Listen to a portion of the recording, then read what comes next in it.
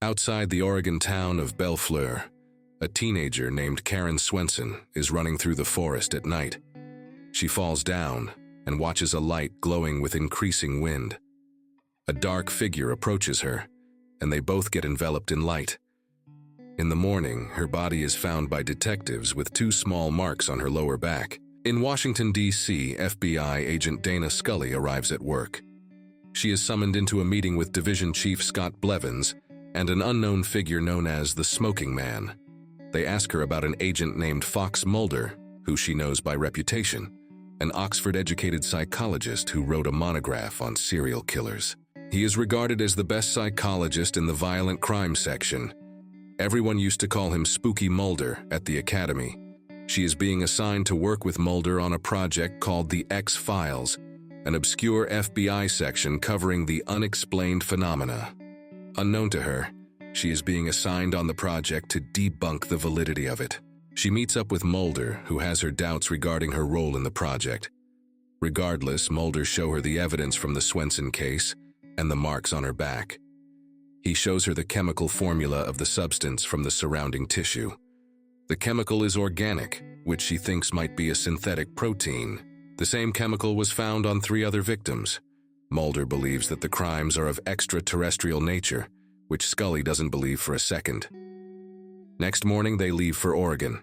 The plane they are boarding suddenly experiences unexplained turbulence. While they are driving, Mulder reveals to her that the case been investigated previously, but the agents were pulled without any explanation, and the case was buried in the X-Files. The autopsy report of the first 3 victims showed no marks or tissue samples, but they were signed by a different medical examiner. Mulder has arranged to exhume one of the other victims, in the hopes of getting a tissue sample to match the girls. Suddenly, their radio starts going haywire. Mulder stops the car and marks an X on the road. They meet up with the people from coroner's office to exhume the grave of a victim, Ray Soames. The county medical examiner, Jay Neman, arrives at the scene and tries to persuade them from digging up the grave. They proceed with the grave digging nevertheless. Ray, the 3rd victim, had confessed to the murders, pleaded to be locked up but couldn't produce any evidence. The report says that he died of exposure of 7 hours on a warm summer night while escaping a psychiatric ward. When they open the grave, they find a desiccated body inside. Scully investigates the body, while Mulder takes pictures. Scully concludes that the body is not human, but something from the ape family, possibly an orangutan. Mulder demands an X-ray and toxicology of the body. They find a gray metallic implant inside the body's nasal cavity. They visit the psychiatric hospital where Ray was committed. He was committed for clinical schizophrenia and had an inability to grasp reality. 2 of Ray's classmates, Billy Miles and Peggy Odell, are currently being treated for similar symptoms. They visit Peggy and Billy, who were involved in an automobile accident.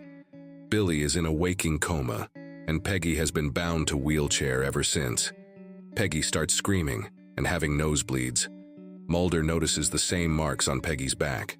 Scully is angry that Mulder knew Peggy would have those marks.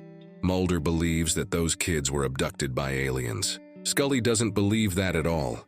They visit the forest next, since all 4 of the victims were found in the forest. Mulder notices his compass going haywire. Scully finds some ash on the ground, collects some of it, and finds a glowing light in the woods.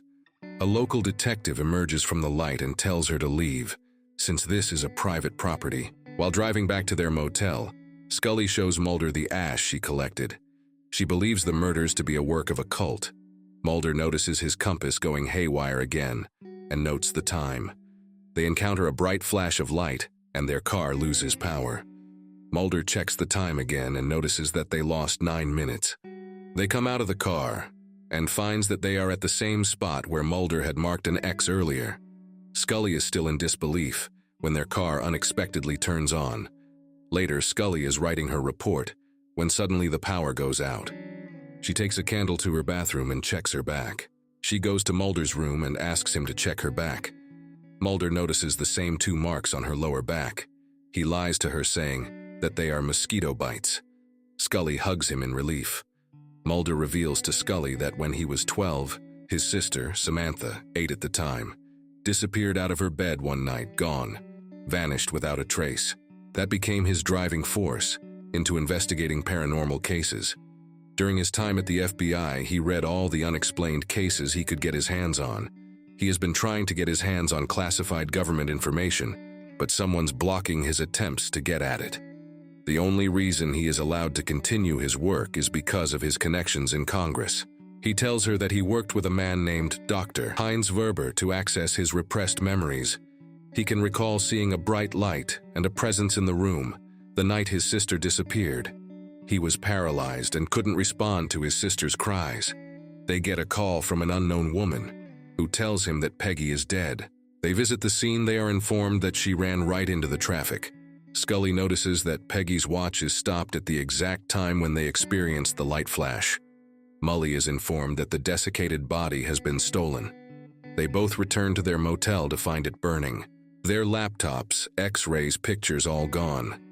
A girl approaches Mulder, reveals herself to be Teresa Neman, Jay Neman's daughter, and asks for his protection.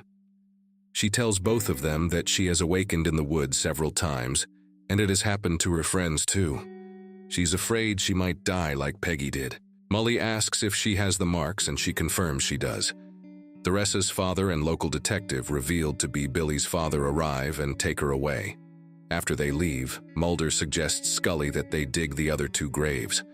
They visit the graveyard only to find both of the graves empty. Mulder realizes that Billy has been the one who killed the victims. Scully doesn't believe him, but Mulder says that if a wheelchair-bound Peggy can run into a traffic, a comatose Billy can dig up the graves too. He believes that the kids come to the forest because the forest controls them. The marks are from some kind of tests being done on them, which also causes a genetic mutation explaining the mutated body of Ray.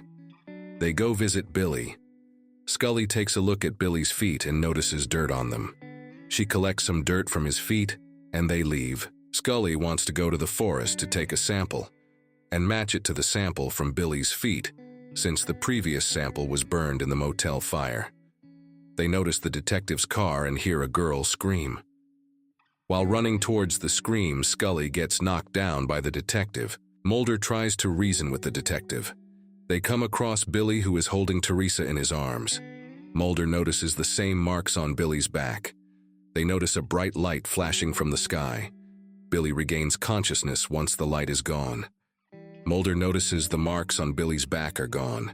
Sometime later, Billy is going through hypnosis to recall his repressed memories.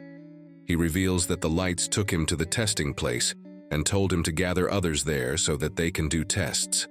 They put something in his head through which they can give him orders. But the tests didn't work, and so they wanted everything destroyed. Even though they said they were leaving, Billy believes that they are coming back. Later, Blevins tells Scully that her field report is being deemed highly unsupportable. They want to know how to proceed with a case where someone was given instructions through an implant in a nose by an alien force with no evidence. Scully reveals the implant to them, which she kept in her pocket, and therefore was not destroyed in the fire. The lab test she run on it could not identify the material. She gets a call from Mulder at night, who tells her that the case files of Billy are gone. The episode ends with the smoking man storing the implant from Billy among a vast storage of implants in an evidence room within the Pentagon. Like and subscribe the channel for more videos like these.